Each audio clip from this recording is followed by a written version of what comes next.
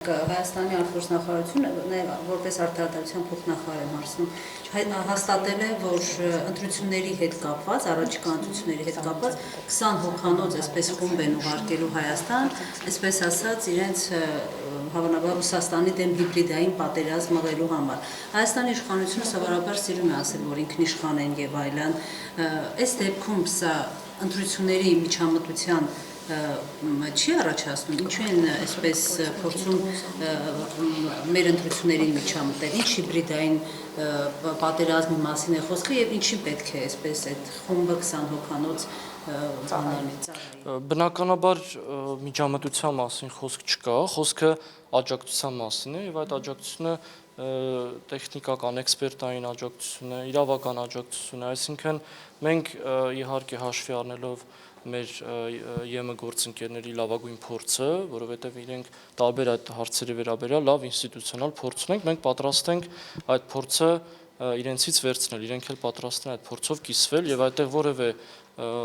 վատ կամ խնդրառույց բան ես չեմ տեսնում։ Միտված է որևէ տարածաշրջանում Ռուսաստանի դեմ աշխատել։ Այդ փորձով են իրենք այս։ Չէ, այդպես եկեք չմեկնաբանենք,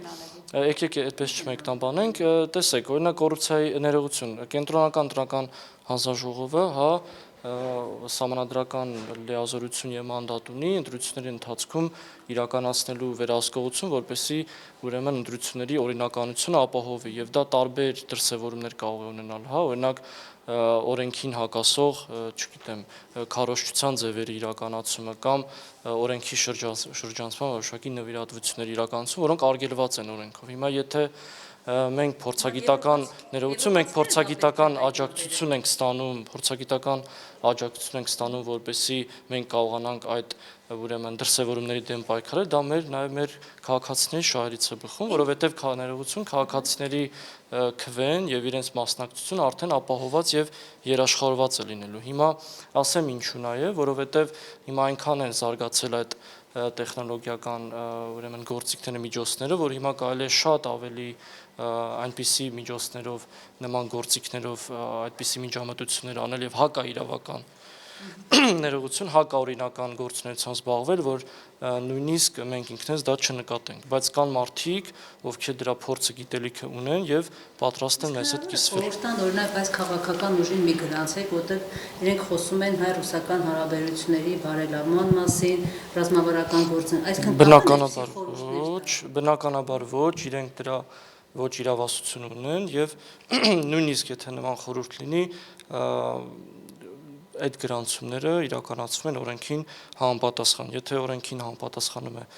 ներողություն թեկնածուն կամ կուսակցությունը, ապա ոչ մեկ չի կարող իրեն չգրանցել։ Մասնագետներ են լինելու։ Ինչ մասնագետներ։ Մանրամասներին անկեղծ ասած չեմ տիրապետում, քանի որ մենք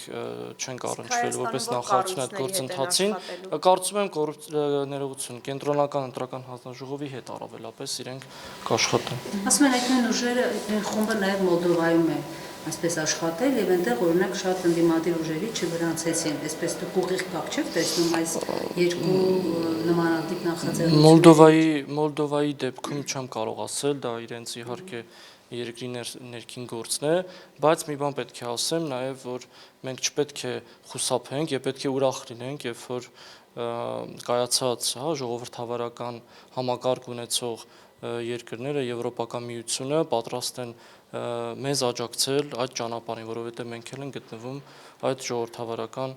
ուրեմն ներողություն, մենք էլ ենք գտնվում նաև այդ ճանապարհին եւ իրենց փորձը մեզ հետ կիսվելը մեզ համար շատ օգտակար է։ Նախագահ է ընտրվում, Եվրոպական կառույցի այդ ընտրությունները չեղյալ է հայտարարում, որտեղ չգիտեմ, Ռուսաստանի հետ լավ հարաբերությունների կողմնակից է այդ մարդը։ Սա է եվրոպական ժողովրդավարությունը, եւ չէ՞ կարծում, որ այլևս այն այսպես պատկերը, որ ժողովրդավար է, այլևս դա չկա եւ այստեղ քաղաքական ազդեցության բանի է վերածվել։ Չէ, չեմ կարծում, ինձ թվում է անվիճելի։ Ոչ, չեմ կարծում, որ ինձ թվում է անվիճելի է, որ Եվրոպական միությունը ինքն է դրել եւ պահպանում է եւ վստահ եմ պահպանելու է այդ արժեքները եւ մենք էլ պետք է ուրախ լինենք, որ հնարավորություն ունենք այդ արժեքները, որ իրենք մեզ հետ կիսվում են եւ մենք էլ օգտվում ենք դրանից։ Բաժանորդագրվեք Արմադ մեդիայի ալիքներին YouTube-ում, Facebook-ում, Instagram-ում եւ Telegram-ում։